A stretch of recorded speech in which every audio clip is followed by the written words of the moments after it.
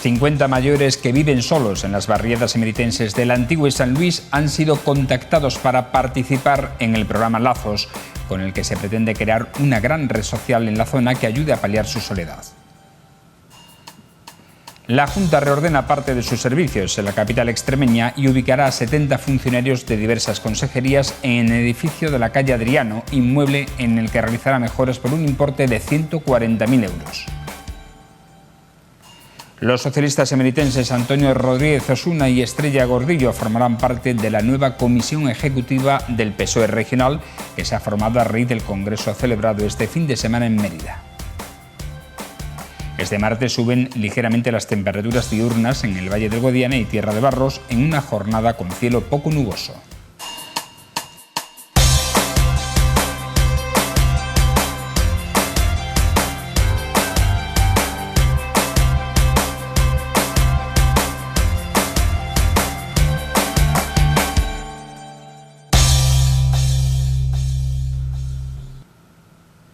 Bienvenidos, encaramos esta última semana del mes de octubre repasando los asuntos informativos más importantes que han sucedido en este lunes 25. Y comenzamos hablando de solidaridad, porque 50 mayores de las barriadas emeritenses del Antiguo y San Luis participan en las actividades que se han organizado dentro del programa Lazos para evitar la soledad de estas personas. Varios técnicos municipales se encargan de contactar con mayores que viven solos en estos barrios para organizarles actividades y crear una red social de apoyo entre los establecimientos de la zona para facilitarles la vida y evitar su soledad. Lo primero que hacemos es ponernos en contacto con las personas en soledad que nos tenían ya un poco en el proyecto ubicadas, en la barriada de la Antigua y San Luis, y bueno, nos pusimos en contacto con ellas, con estas personas que constaban que estaban en soledad. Hacemos visitas a sus domicilios previo llamada telefónica. La mayoría son mujeres, hay muy poquitos hombres. Le hacíamos una pequeña entrevista a ver qué situación de soledad se encontraban, y después de esta entrevista les ofrecíamos las actividades que teníamos propuestas, las actividades que están en el proyecto. Algunas de estas actividades se realizan en el Centro Social Perpetuo Socorro y otras se desarrollan en los domicilios de los usuarios de este programa. Estamos atendiendo tanto en acciones grupales como esta, individuales en los domicilios, porque también tenemos ahora una de las auxiliares está en un domicilio con una persona que no se puede mover. Nosotros teníamos en principio localizadas unas 50 personas y actuando con ellas 30 y otras 20 que estamos ya también en proceso de ir viendo sus necesidades. La gente quiere participar, necesita de estos programas porque se encuentra en una situación de soledad bastante grande. El objetivo principal del programa Lazos es paliar la soledad de estas personas mayores, invitándoles a participar en diferentes actividades como el desayuno que se ha celebrado este lunes en el centro social. Lo que pretendemos es crear una red social, una red entre las personas beneficiarias de este programa, de las personas mayores y, como yo digo, con los observadores. Los observadores no son otros que los vecinos y vecinas de este barrio, la farmacia, el centro de salud, la parroquia, los supermercados, los vecinos, etcétera, para que entre todos puedan crear una red solidaria, una red de apoyo a esas personas mayores que realmente ahora lo necesitan. Contamos con 2 trabajadoras sociales, una educadora, una psicóloga y 2 acompañantes, 2 auxiliares de acompañamiento que se realiza tanto dentro del domicilio para aquellas personas que no pueden salir de su domicilio y acompañamiento fuera del domicilio. Se están desarrollando muchas actividades, como digo, este desayuno es una de ellas. También se realizan muchos paseos en grupo, se van a realizar visitas a los diferentes monumentos de nuestra ciudad.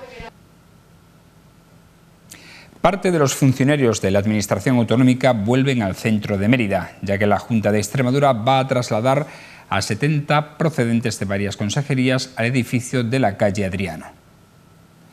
Para ello se van a invertir 147.000 euros en la puesta a punto del inmueble que ocupó la Consejería de Sanidad, en el número 4 de la calle Adriano, con el objetivo de mejorar las condiciones de salubridad y habitabilidad y ofrecer un espacio más amplio para prestar un servicio digno de atención a la ciudadanía. Esta inversión, con cargo a la Consejería de Economía, se utilizará para mejorar las instalaciones eléctricas y las redes de voz y datos. Para ello se ha publicado la licitación de las actuaciones que se van a realizar, como son la sustitución de todo el cableado, nuevos cuadros eléctricos y el cambio de las luminarias de la tercera planta. También han salido a concurso el servicio de limpieza por algo más de 40.000 euros anuales y la seguridad del edificio con 54.500 euros. Otro inmueble que se va a recuperar para la zona es el edificio ubicado en el número 14 de la calle Almendralejo, que antes acogía algunos servicios de la Consejería de Cultura. Con la puesta en servicio de estos dos edificios se reordenará la plantilla de funcionarios en el centro de la ciudad, hecho que beneficiará a los establecimientos de comerciantes y hostelería de la zona.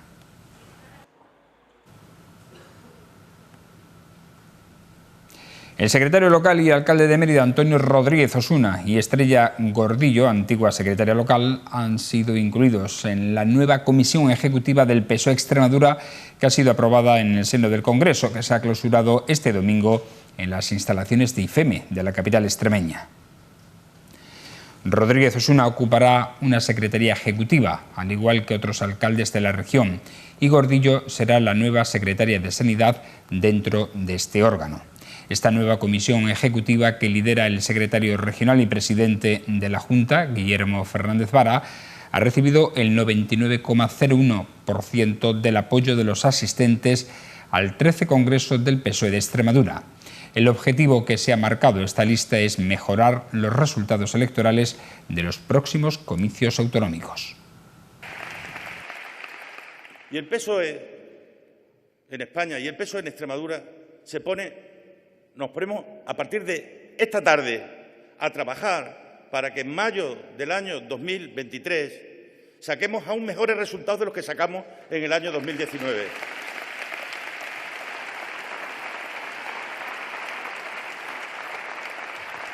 Y no, compañeras y compañeros, no para mandar más, sino para cambiar más, para transformar más, para mejorar más, para romper las inercias y las rutinas seculares.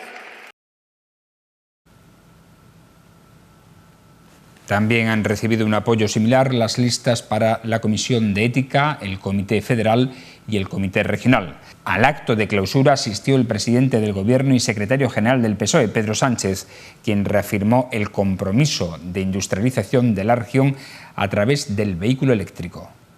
Ahora mismo se están decidiendo dónde se van a ubicar las nuevas industrias vinculadas con el vehículo eléctrico y conectado, porque ahí también está la digitalización. Y Extremadura tiene las condiciones, no solamente las naturales, provenientes del litio, sino también la voluntad política.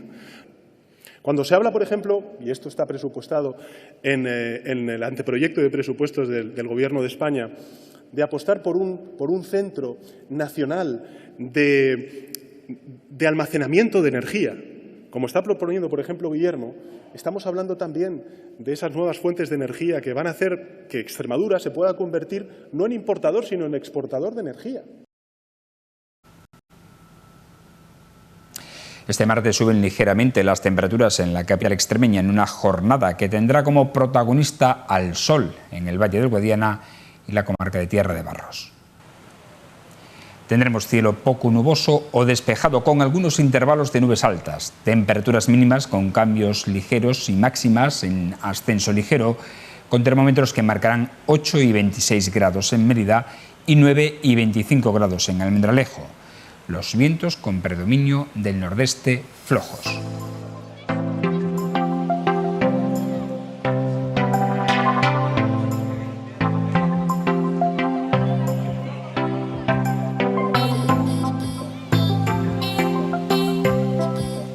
Desde este pasado jueves y hasta el domingo se han celebrado en Mérida las Jornadas Profesionales de la Música en Extremadura, que han incluido conciertos, talleres de formación y mesas de debate con la participación de más de 230 músicos de la región.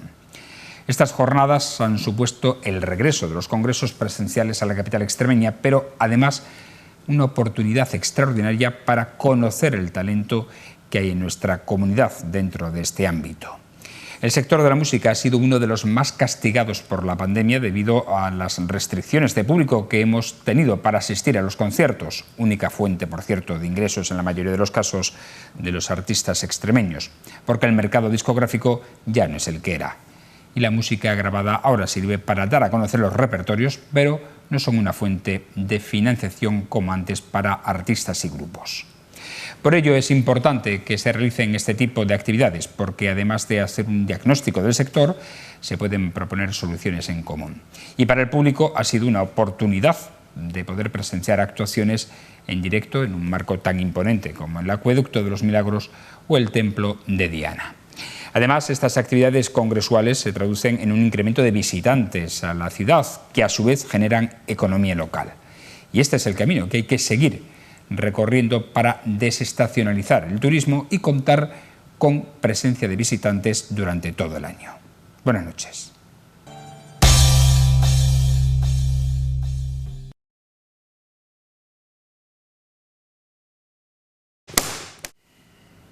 Y en esta última sección de la primera temporada de Historias de Extremadura que estamos contándoles en Televisión Extremeña, gracias al apoyo también de la Junta de Extremadura, vamos a hablarles de los españoles en América y concretamente de un español concreto, un jerezano, Vasco Núñez de Balboa, y de lo que fue la aventura de los extremeños precisamente en el Nuevo Mundo. Para hablar de esto nos va a acompañar, como siempre viene haciéndolo en esta serie de programas, nuestro compañero y cronista oficial de Mérida, Fernando Delgado. ¿Cómo está? Buenas noches. Buenas noches. ¿Qué tal? Plan, encantado, porque siempre hablar, y con un profesor como el que tenemos hoy aquí,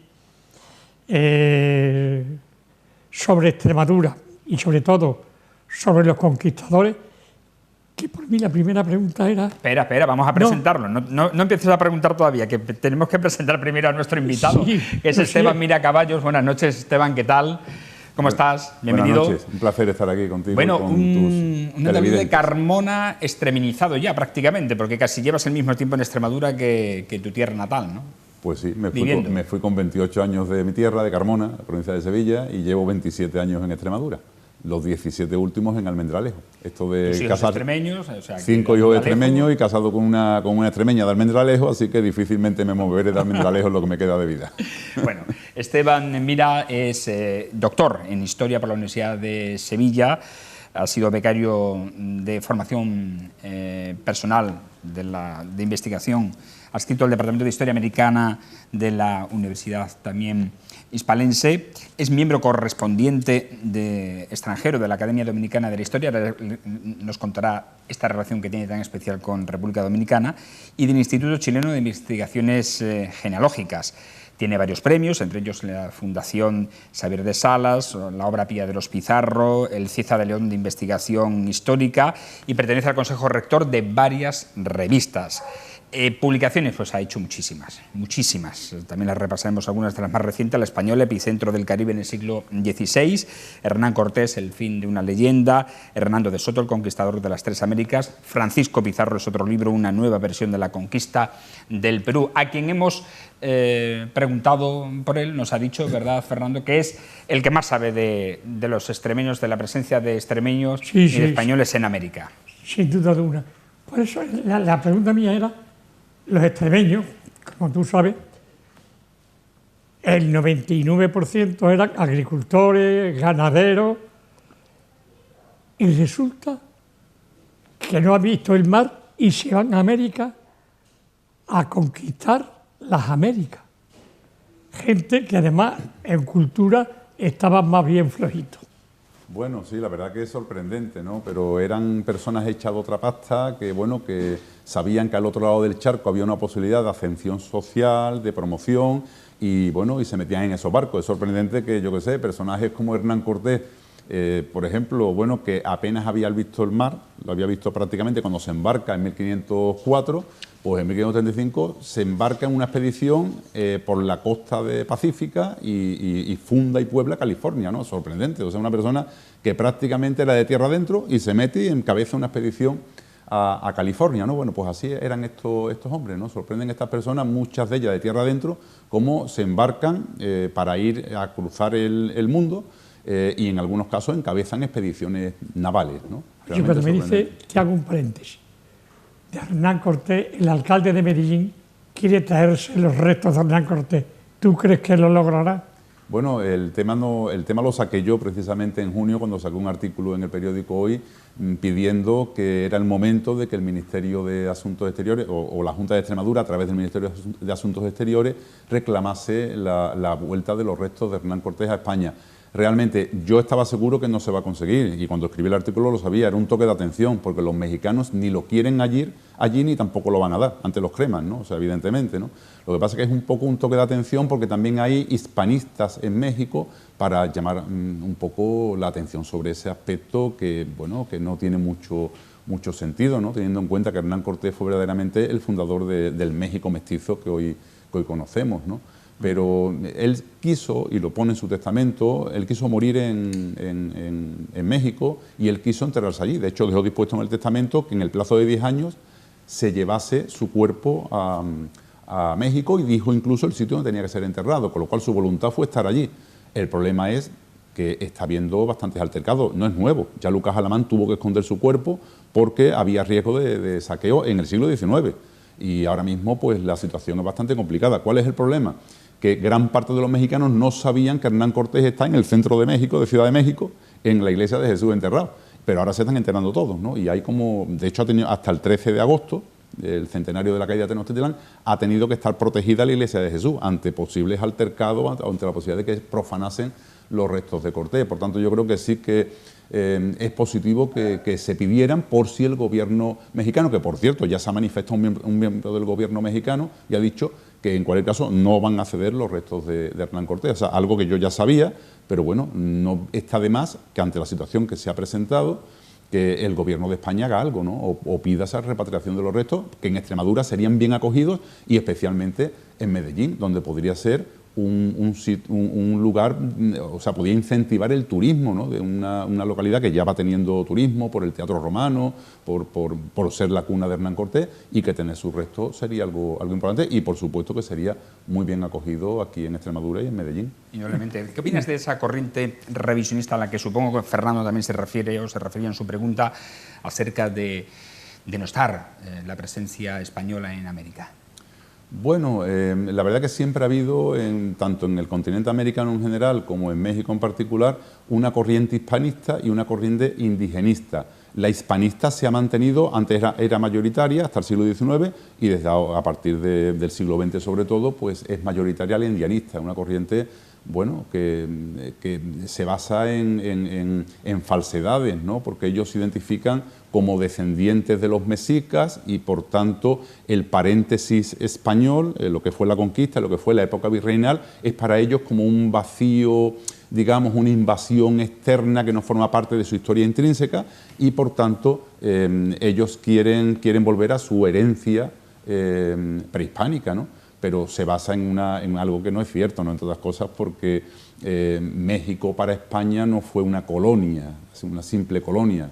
México se convirtió en la capital de facto del Imperio Hispánico. O sea que al final la capital teóricamente estaba en Madrid, en la práctica estaba en México, el México virreinal. O sea, el Tenochtitlán prehispánico fue una gran ciudad, una de las ciudades más grandes del mundo, pero es que el México hispánico de la época virreinal fue una de las mayores y más fastuosas capitales del mundo durante esos 3 siglos, ¿no? Por tanto, evidentemente no tiene ningún sentido plantear lo hispánico como algo foráneo, externo, porque está dentro de ellos. Como decía Octavio Paz, odiar a Hernán Cortés y a la conquista es odiar como mínimo a la mitad de los mexicanos, ¿no? Por tanto, es un discurso sin sentido. Muchos de los conquistadores extremeños que hicieron las Américas fueron incentivados por las historias que les llegaban, ¿no? de allí. Prueba de ello, por ejemplo, fue Vasco Núñez de Balboa, ¿no? que se incentivó gracias a las historias del descubrimiento de Colón y tal, y también dio el salto a América. ¿Qué nos puedes decir de Núñez de Balboa?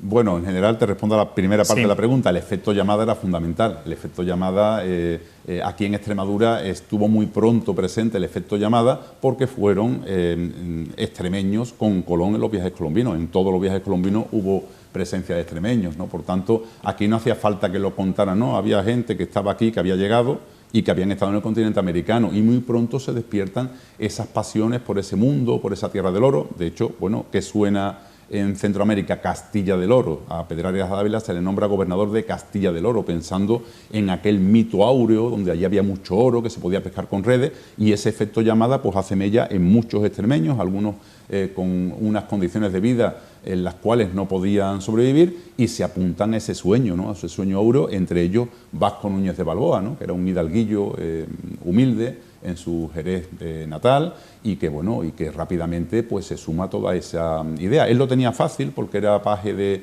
en Moguer, de un portocarrero, y por tanto él lo tenía, estaba encima de todo lo que habían sido los descubrimientos, y por tanto desde muy pronto se anima a embarcarse en esa aventura, muy importante, buscando no solamente oro, ellos buscan oro, pero también buscan honra para su linaje.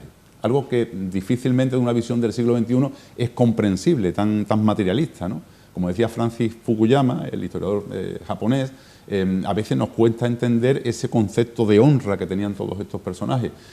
Vasco Núñez no, pero otros muchos, Francisco Pizarro, Hernán Cortés, Hernando de Soto, eran ricos antes de emprender la gran expedición descubridora. Ellos buscaban algo más. Como decía Hernán Cortés, él no había ido a América para algo tan vulgar como el vil metal. Él había ido por mucho más, ¿no?, por conseguir la eternidad, que realmente finalmente consiguió, ¿no? Bueno, pues esos son los ideales que movían a todos estos conquistadores extremeños. ¿Y Núñez de Balboa fue un adelantado? ¿A su época, a su tiempo?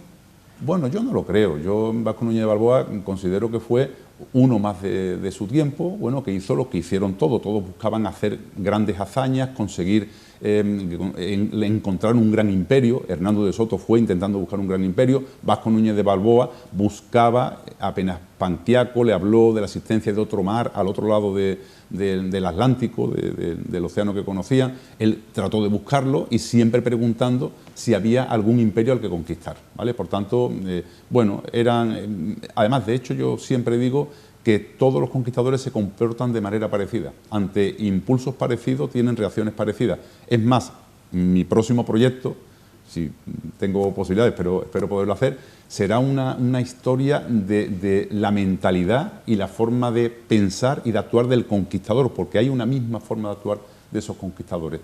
Actúan de la misma forma ante situaciones parecidas. Él tuvo una isla donde desarrolló un poco parte de su vida, pero aquello no le gustó mucho por las circunstancias que se dieron y marchó a seguir conquistando. Él se dio cuenta real que había descubierto el Océano Pacífico.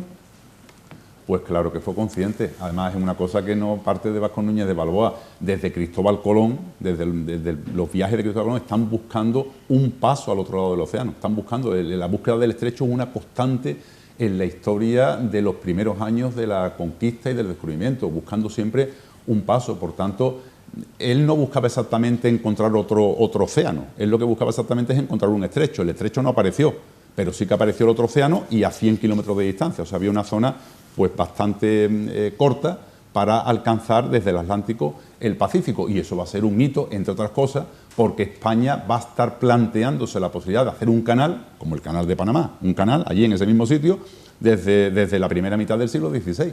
Están planteando proyectos, en el archivo de India hay varios proyectos para hacer un canal para atravesar desde el Atlántico al Pacífico, que por cierto, de manera muy importante, España finalmente no lo hace, todos los proyectos fracasan. Felipe III incluso nombra a arquitectos neerlandeses para que hagan ese canal, finalmente no se lleva a cabo, pero muy tardíamente lo hemos conseguido hacer los españoles, finalmente, porque el canal se inaugura en 1914, pero el desdoble del Canal de Panamá lo hizo Sacir Vallehermoso, una multinacional española, en 2016. O sea que, hace poquito.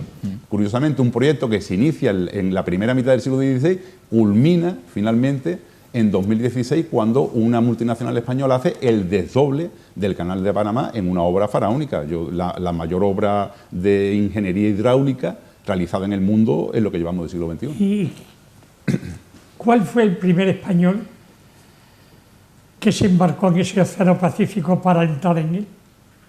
El primero, el propio Vasco Núñez de Balboa. Vasco Núñez de Balboa no solamente descubre el Pacífico americano para los europeos, sino que además fue el primero que va a la isla de las Perlas y por tanto que navega por el Pacífico y bueno, y si no lo ejecuta Pedrarias Dávila en Acla en enero de 1519, la historia hubiera cambiado. Él estaba ya pensando realizar una expedición para buscar el Virú, le habían hablado de la existencia de un gran reino con mucha riqueza, con mucho oro, con mucha plata, y él estaba preparando la expedición para ir allí. Se hubiera adelantado 4 años o 5 años a Francisco Pizarro. Y de hecho ahí lo que había era un choque de trenes y Pedrarias Dávila se los quita del medio de mala manera y se embarca él. Pedrarias Dávila se asocia con Francisco Pizarro, con Hernando de Luque, para en 1524 hacer la expedición en busca del Virú, del reino del Perú. Bueno, ¿qué es lo que te motiva a ti personalmente a hacerte un experto en América? Porque nos estás quedando realmente asombrado con todo lo que sabes. ¿Qué es lo que te motiva para hacer estudiar a los extremeños en América? Bueno, es una historia muy larga. Yo era hijo de agricultores y en mi casa había una enciclopedia muy simple de 5 tomos que teníamos destrozada todos los hermanos, pero aparte de eso había un pequeño cómic de la Biblioteca Maravillas sobre Hernán Cortés. Evidentemente lo ponían como un héroe, pero yo ya con 8 o 9 años soñé con Hernán Cortés y ahí fue donde yo me encandilé con los conquistadores. Después descubrí que no eran tales héroes, ¿no?, sino personas de su tiempo que hicieron lo que hicieron, para bien y para mal, y que cambiaron el mundo, ¿no? No eran exactamente héroes, ¿no? Pero ahí me enganché. Después tenía Sevilla, yo era de Carmona, estudié Historia en Sevilla. En Sevilla había 2 universidades que tenían Historia de América, que era Sevilla y Madrid en esos momentos, solamente 2, y teníamos el Archivo de India, con lo cual pronto el Archivo de India empezó a ser como mi casa, ¿no? Yo tuve 4 años yendo todos los días de lunes a viernes al Archivo de India y ahí fue donde me enganché con los conquistadores. Claro, si te enganchas con la conquista y con los conquistadores, llevo 30 años investigando la conquista, pues efectivamente te tienes que enganchar con Extremadura y con los extremeños, porque la mayor parte de los grandes conquistadores fueron todos extremeños. Pronto me acerqué, desde muy joven, viviendo en Sevilla todavía, me acerqué a Barcarrota a ver la cuna de Hernando de Soto, a ver la estatua de Hernando de Soto, me acerqué a Medellín y vi aquel pueblito entonces todavía muy, muy atrasado, hace 30 años con respecto a cómo está actualmente, y bueno, y ha sido una pasión, ya digo, despertada por ese cómic del Frente de Juventudes de la Biblioteca Maravilla. Por eso yo siempre digo que todos los libros tienen una función, incluso ese libro que lo pintaba como un héroe de la patria, pues al final cumplió una función, aunque fuera engancharme a personas como a mí con este tema de la conquista y dedicar una vida, como he dedicado, a la historia de la conquista y de los conquistadores. ¿Qué piensas, perdona, Fernando, qué piensas de lo que ha salido publicado ahora recientemente acerca de que la primera presencia en América detectada es de los vikingos? Bueno, pues te respondo. Estamos otra vez con política, pura política. Esto lo estudié yo en la carrera, o sea que es una cosa bien sabida que los vikingos estuvieron en Norteamérica. Es sabido que fundaron incluso un obispado y que finalmente se retiraron, pero eso parece que lo dicen como dicen, no, los españoles no tienen tanto mérito. Bueno, el mérito es el mismo. El mérito es el mismo, ellos no descubrieron, ellos estuvieron, pero no descubrieron. Pero es que antes de los españoles habían estado muchos otros, han aparecido cabezas olmecas que todos conocemos, con rasgos negroides. Es seguro que desde Liberia, desde África, mandaron expediciones, lo sabemos, hubo expediciones africanas que llegaron al Nuevo Mundo. Hubo expediciones de portugueses y expediciones incluso probablemente españoles previos bueno, españoles previos seguro, porque conocemos, y además yo he publicado en la revista de Historia Naval un trabajo sobre eso, expediciones de pescadores gallegos y vascos que iban a Terranova a pescar bacalao. O sea, que en América habían estado los vikingos y los españoles, desde el siglo XIV y desde el siglo XV, habían estado pescando bacalao en Terranova y habían ido expediciones asiáticas y había habido expediciones africanas. O sea que, evidentemente, a América habían llegado muchas personas antes. Cuando llegan los españoles, América está poblada, y está poblada por asiáticos. Y había habido también pequeños reductos de africanos subsaharianos que se habían integrado, porque ellos han aparecido esculturas de negro, con rasgos negroides, ¿no? O sea, por tanto, el hecho de que los vikingos hubieran estado en América, primero lo sabemos desde hace bastante, desde el siglo pasado, del siglo XX, con además estudios arqueológicos, y en segundo lugar no significa absolutamente nada, porque ellos fueron a un sitio y descubrir significa llegar y comunicar, y ellos fueron y no interpretaron que había llegado a ningún sitio en particular, sino que iban allí, estaban allí y volvían. Los españoles, o Cristóbal Colón, en nombre de la Corona de Castilla, llegó y volvió para contar que había encontrado un nuevo mundo, ¿no? Y los españoles dejaron huella, ¿no? Cosa que los anteriores no lo hicieron. Y efectivamente, no dejaron huella, fueron finalmente absorbidos, ¿no? Los africanos absorbidos y en el caso de los vikingos, pues igual, ¿no? Cogieron un momento determinado, les pareció que había cambiado el clima, que hacía mucho frío, que no pintaba nada allí, cogieron las cosas y se alargaron. España llegó, comunicó que había llegado y se quedó y permaneció. O sea que, evidentemente, esto se utiliza de manera política, como todos estamos ahora mismo en un momento en el que la historia se está reescribiendo, se quiere reescribir de alguna manera al gusto de cada partido político, de cada ideología, de cada presidente. Y bueno, y la historia fue la que fue, nos guste o no nos guste. La historia seguramente no fue la que a mí me hubiera gustado que fuese, fue la que fue. Y no pasa nada, hay que entender la historia como fue. Hay que contarlo como fue. Y como fue, y entenderla en su contexto histórico. La verdad es que en la Universidad de Sevilla, creo que fue la universidad más importante de España en este sentido. Yo recuerdo que estudié Filosofía y Letras de Sevilla, los dos comunes, y después había ramificaciones, no sé cómo será ahora.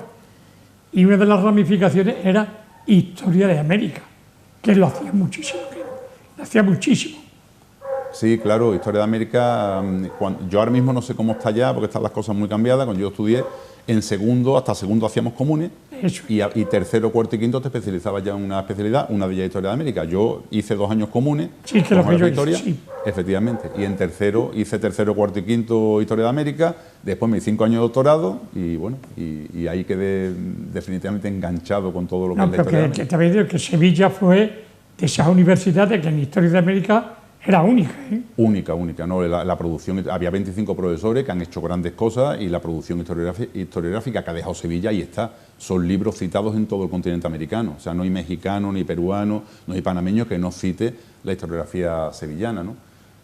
Mi problema fue otro, no fue ese. Mi problema es que el departamento estaba saturado, éramos 25 alumnos, 25 profesores, y no han vuelto a salir plazas hasta hace 4 o 5 años. O sea, yo dejé aquello hace 30 años y hasta hace 4 o 5 años no han vuelto a salir plazas, con lo cual no tuve posibilidades de entrar en ese departamento. Opté a otras universidades, pero con tan mala suerte que las veces que opté, pues siempre había alguien. ¿Cómo era Vasco Núñez de Balboa en persona? ¿Con quién se casó? ¿Cuántos hijos tuvo? Bueno, el problema está que de Vasco Núñez de Balboa sabemos muy poco, tenemos muy poca información, porque hay que tener en cuenta que fue un perdedor, fue una persona que perdió, que lo mataron, que lo eliminaron, y eliminaron su memoria. Hay muy poco material. Sí, lo decapitaron, ¿no? Lo decapitaron en Acla en 1519 a mano del Furor Domini, ¿no? De Pedrarias Dávila, ¿no? Que era un choque de trenes, ¿no? Entre los dos, que además fue por cuestión de tiempo. Ya dice, no, el tiempo es importante. Cuando descubre el Océano Pacífico Vasco Núñez de Balboa y lo comunica a España, ya habían nombrado gobernador a Pedrarias Dávila, y entonces lo nombran adelantado y gobernador, pero supeditado al otro. Se sabía que las bicefalias acababan en guerra siempre, había habido precedentes y hubo historias posteriores igual, ¿no? Y bueno, pues seguramente si descubre el Pacífico unos meses antes, no hubieran nombrado a Pedrarias, hubieran nombrado a él como gobernador y se hubiera acabado ese problema. ¿Qué pasa con Vasco Núñez? Que Andrés de Valderrábano, que era su secretario, que lo llevaba todo anotado, pues desaparecieron todos los escritos que además lo ejecutan también en Acla. Andrés de Valderrábano, que era su secretario, su escribano y como su cronista, ¿no? Él lo llevaba todo anotado. De suerte que Gonzalo Fernández de Oviedo sí que tuvo delante el libro de Valderrábano y pudo copiar los nombres de los que estuvieron presentes cuando tomó posesión del Océano Pacífico el 29 de septiembre de 1513, pero gracias a Fernando Oviedo, que lo vio, pero después todo eso desapareció, con lo cual... Se ha perdido muchísimo conocimiento sobre Vasco Núñez de Balboa, ¿no? Muchísimo. Sí, no hay nada. El último que aportó algún documento sobre Vasco Núñez de Balboa fue Ángel Altolaguirre en su libro de 1914, que es el que usamos todos. Ese es el último libro que aportó documentación sobre Vasco Núñez de Balboa. Hay muy pocos documentos. Yo, de hecho, he publicado artículos sobre Vasco Núñez, pero a mí me gusta hacer libros cuando tenemos fuentes primarias. Y el problema es que no hay fuentes primarias para Vasco Núñez de Balboa, muy pocas fuentes primarias. Sí, hay un compañero mío, que yo lo quiero mucho, y que tú lo tienes que conocer también muchísimo, porque ha escrito varios libros sobre Vasco Núñez de Balboa, que es Feliciano Correa. Sí, ha escrito libros, pero bueno, que no hay material suficiente para hacer un trabajo de archivo con Vasco Núñez de Balboa. Hay cosas, ¿no? Pero que hay muy poco, precisamente porque se eliminó a la persona y se eliminó su memoria, como pasa siempre. El vencedor eliminó y cercenó también la memoria, ¿no? Por tanto... Que se conoce de Hernán Cortés, de Pizarro, de Hernán Soto. Claro, nada que ver, de Hernán Cortés hay muchísima documentación, además no paran de salir documentos nuevos, o sea, de Hernán Cortés no paran de salir, todavía los archivos nos depararán documentos nuevos sobre Hernán Cortés. De Francisco Pizarro, en mi biografía yo publiqué muchísimos documentos nuevos, pero cuando empezó a investigar Vasco Núñez de Balboa es muy difícil encontrar un documento nuevo, porque murió prematuramente, murió joven, y los que lo eliminaron se encargaron también de eliminar su memoria. Hay que tener en cuenta que había sido un auténtico asesinato, porque ni rebelión ni nada. Entonces, pues los propios que lo ejecutan se encargan de eliminar la memoria de Vasco Núñez, ¿no? ¿Había rivalidad entre los mismos españoles? Hombre, que si había rivalidad, pues claro, murieron más conquistadores a manos de otros conquistadores que de los naturales. Por supuesto, la traición era algo omnipresente en la conquista, ¿no? O sea, Hernán Cortés traiciona a Diego Velázquez, pero es que Diego Velázquez había traicionado previamente a Diego Colón, qué sé yo, pues Vasco Núñez traiciona a Diego de Nicuesa, que lo abandona en un barco en mal estado y lo aboca a una muerte segura. Pedro Arias Dávila, que era el suegro de Vasco Núñez Balboa, lo ejecuta y por tanto lo traiciona. Y Francisco Pizarro traiciona a Diego de Almagro, el hijo de Diego de Almagro traiciona a Pizarro, o sea que al final la traición era algo inherente a la conquista. Bueno, o sea que esas traiciones que había antes las seguimos teniendo ahora. Totalmente. Tenemos que poner punto y final porque la verdad que es un tema apasionante, pero no tenemos tiempo para más. De hecho, nos hemos pasado del que teníamos ya establecido. Ha sido todo un placer, Esteban Mira. El primero, el conocerte, y el segundo, el saber de tu conocimiento acerca, tu gran conocimiento sobre la presencia de extremeños en América y lo que supuso la conquista de ese nuevo mundo. Gracias y que te vaya muy bien. Pues nada, gracias a ti. Espero verte en otra ocasión. Muy bien. Gracias, Esteban.